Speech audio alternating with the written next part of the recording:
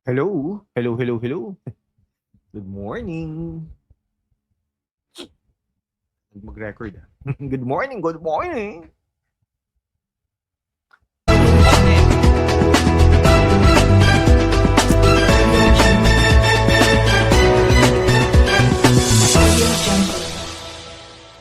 Mga kawok, may dalawang makapangyarihang opisyal ng gobyerno. Ang isa, constitutional officer na inaasahang maging bantay ng accountability. Ang isa naman, pinuno ng isang national investigative agency. Parehong abogado, parehong may access sa sensitive information, parehong involved ngayon sa mga investigation laban sa isang congressman at sa kanyang ina na senador. Pero ito ang tanong, kapag ongoing ba ang investigation, hanggang saan dapat magsalita ang investigator? Dahil kung maririnig mong baka gusto nilang umuwi ng nakaposas at sa kabilang investigation naman, ang evidence daw ay strong as Superman. Wow ha, mga kawok, investigation pa ba ito? O baka naman sa perception ng publiko, nagiging trial by publicity na.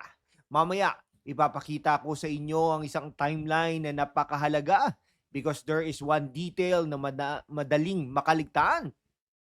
Umalis ng bansa si Congressman Leandro Liviste bago pa mag-issue ang NBI subpoena sa kanya. So wag kayong aalis mga kaibigan ha. Hashtag walk with Lan. Facts first, analysis next. Okay, ang dalawang opisyal na yan, mga kaibigan, walang iba kundi si Ombudsman Jesus Crispin Boying Rimulya at NBI Director Melvin Matibag. At ang pinag-uusapan, Batangas Congressman Leandro Liviste at Senador Loren Legarda.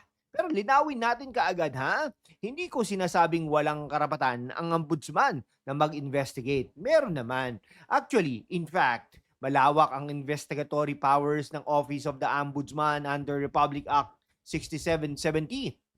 Hindi ko rin sila sinasabing bawal mag-imbestiga ang NBI. Of course not, ha? Accountability is necessary. Kung may ebidensya, imbestigahan. Kung may probable cause, sundin ang proseso. Kung may kaso, ipresenta. Kung may conviction, eventually panagutin. Pero iyon nga ang keyword, proseso. Hindi press conference ang korte, hindi soundbite ng conviction, ha? Ngayon, noong August 7, sinabi ng Ombudsman Boying Rimulya ng Cavite na naniniwala siyang babalik sina Senador Ligarda at Congressman Liviste. Pero idinagdag niya, baka gusto nilang umuwi ng nakaposag pag hindi sila bumalik. Iyan ay documented statement mga kaibigan, ha? At dito ako hindi komportable. Sir Boying, kayo ang ombudsman. Napakalakas ng inyong opisina. Kapag kayo ang nagsalita, hindi lang simpleng political commentary iyon, ha? May institutional weight yan, may authority, may epekto sa perception ng publiko. And remember, ha? At that point, these were still allegations and investigations, not final conviction. Hindi ba mas appropriate sana ang babalik sila at haharap sa proseso? Period. Professional, institutional, no drama required. Ito ang timeline, ha? August 2, umalis ng Pilipinas sina Loren Legarda at Liviste on separate flights. At ayon mismo sa Bureau of Immigration, wala silang derogatory records at the time of departure. Now, watch this carefully. Listen this carefully. August 3 naman, iyon ang araw na ginawa o inisyu ang NBI subpoena kay Liviste. Matibag himself acknowledged that Liviste's departure came before the subpoena. So mga kawok, how can we automatically frame the August 2 departure as pagtakas mula sa subpoena? Kung wala pa ang subpoena nung umalis siya, hindi ko sinasabing walang questions tungkol sa trip. Hindi ko sinasabing walang questions tungkol sa trip, mga kaibigan. Ulitin natin yun, ha? May questions, pero facts are facts. Departure, August 2. Subpoena, August 3. That distinction matters. Di ba? At kay Senador Loren Legarda naman, Senate officials confirmed that she filed formal medical leave. Her first leave covered August 3 to 5 at na-extend later to August 11 and 12. So, hanggang kahapon po, no? She is also publicly asked people not to not to draw conclusions from the travel and called the allegations against her false and baseless. Again, hindi ibig sabihin na dahil medical leave ay automatically cleared na siya. Hindi. Let the investigation answer that. Pero kung may duly recorded leave at walang derogatory travel record, then fairness requires us to mention those facts too. Hindi pwedeng ang narrative lang ay umalis, nagtatago, because the available facts are more nuanced than that, mga kaibigan, no? Ngayon, now kay Director Melvin Matibag, itong mas interesting. Reportedly, he described the evidence involving Leviste in the alleged honey trap investigation. Naku. As strong as Superman. Superman. Sir Director, Superman? Talagang Superman, because in the same reporting, the investigation was still described as a fact-finding investigation. At sinabi ring wala pa sila sa stage ng filing of charges. So paano yun? On one hand, fact-finding. On the other hand, Superman is strong. Kung Superman strong na pala, then let the evidence speak through the proper process. Documents, affidavits, digital evidence, witness credibility, chain of custody, corroboration. That is how evidence becomes convincing. Hindi dahil nilagyan natin ng superhero rating, no? Naku, superhero daw. At hindi rin tama na sabihing walang sagot si Leviste. Noong August 11, hindi siya personal na humarap, but his lawyer, Gabriel Rondain, Kapunan. Huwag ka mag-ana kaya. Rondain, sikat ang Rondain May Rondain. Sino ba Rondain? And Kapunan, no? Submitted an affidavit on his behalf and denied his involvement in the alleged plot against Executive Secretary Ralph Recto. Ralph Recto, sino to? Yung asawa ba to ni Vilma Santos? Paki-comment nga po niyan. You may disagree with this strategy. You may say, dapat personally siyang humarap. Fair criticism yun, But legally and factually, sabihin natin ang buong picture, may denial, may cancel may affidavit submitted, at ongoing pa ang investigation. Iyan ang tamang context. At ito pa ang interesting, Matibag himself acknowledged na dati niyang pinayuhan si Leviste politically. He also acknowledged helping Lauren Legarda in a previous political battle and described himself as knowing the family. Naku, operator. Political operator ba si Matibag? Paki-comment nga po dyan. Nothing illegal about that naman. Pero precisely because of that history, mas kailangan ng extra professionalism because the public must never wonder, personal ba ito? Political ba ito? Institutional ba ito? No?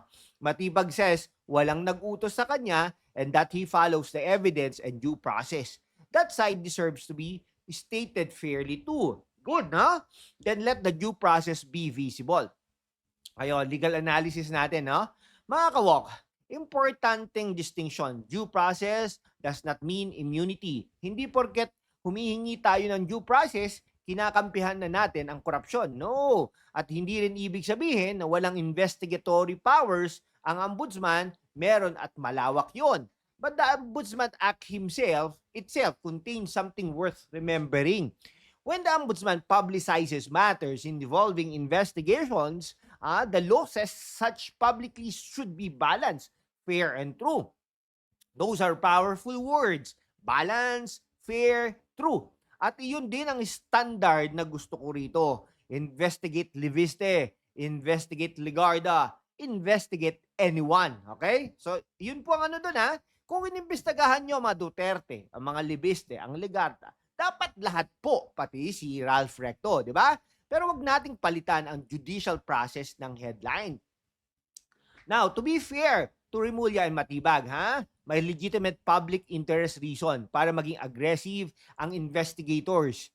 Okay, the Ombudsman is examining serious graft and plunder allegations connected to solar energy obligations, while the NBI naman is investigating a separate alleged plot involving Executive Secretary Ralph Recto. Serious matters yon, Hindi dapat i-dismiss. at Republic Act 11357 really did grant Solar para sa Bayan Corporation a congressional franchise to serve specified remote, unviable, unserved, and underserved areas. So yes, questions must be answered. Pero serious allegations are precisely why investigators should sound more careful, not less careful.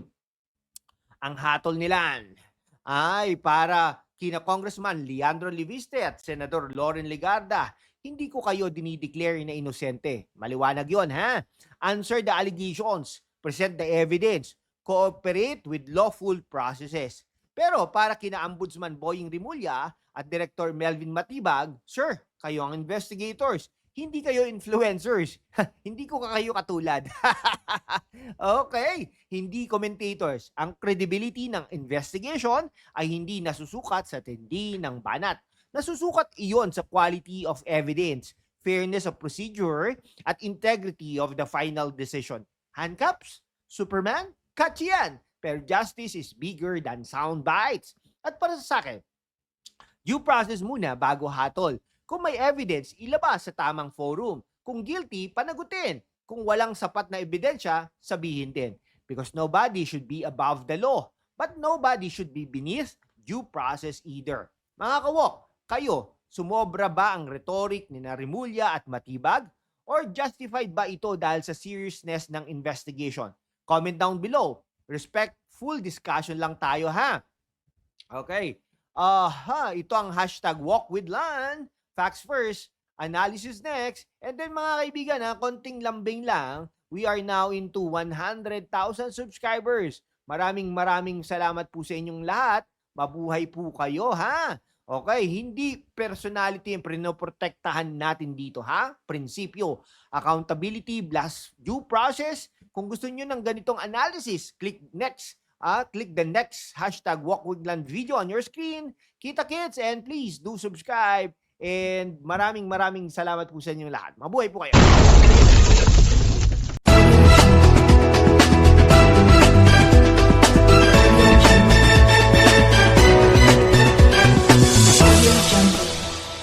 Okay, hanggang sa muli. Mabuhay po.